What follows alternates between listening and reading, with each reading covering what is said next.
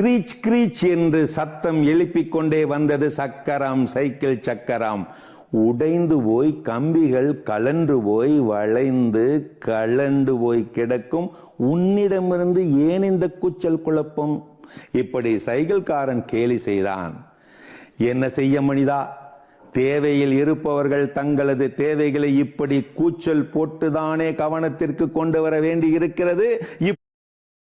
இப்படி சொல்லி கடுப்படித்ததாம் உழைத்துக் கொண்டிருந்த அந்த பழசுபட்டு போன சக்கரம்.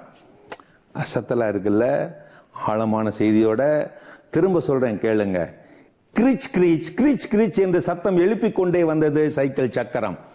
உடைந்து போய் கம்பிகள் கலண்டு போய் வளைந்து நெளிந்து கலண்டு போய் கிடக்கும் உன்னிடமிருந்து ஏன் இந்த கூச்சல் குழப்பம்? இப்படி சைக்கிள்காரன் கேலி செய்த போது, என்ன செய்ய மனிதா, தேவையில் இருப்பவர்கள் தங்களது தேவைகளை இப்படி கூச்சல் போட்டுத்தானே கவனத்திற்கு கொண்டு வர வேண்டி இருக்கிறது. இப்படி சொல்லி கடுப்படித்ததாம் உழைத்துக் கொண்டிருந்த அந்த பழசுபட்டு போன சக்கரம். வலிகள் அவை குறைகளை சுட்டும் விழிச்சுடர்கள்.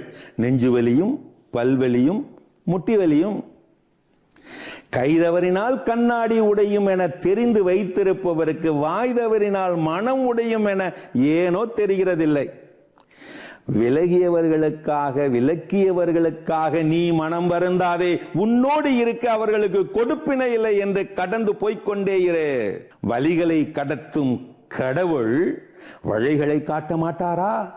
வெட்டப்படும் மரத்தின் வலி, வெடிக்கும் மலையின் ஓல ஒலி, முட்டையிடும் சிட்டு குருவியின் முக்கல் முனகல் ஒலி, பசியால் துடிக்கும் ஏழை வயிற்று பசியின் ஒலி, இதையெல்லாம் நீ உனது உடம்பின் வலி போல உணர்ந்து துடிப்பாயாகில் நீயே இந்த பிரபஞ்ச பிரகாச பிரதி.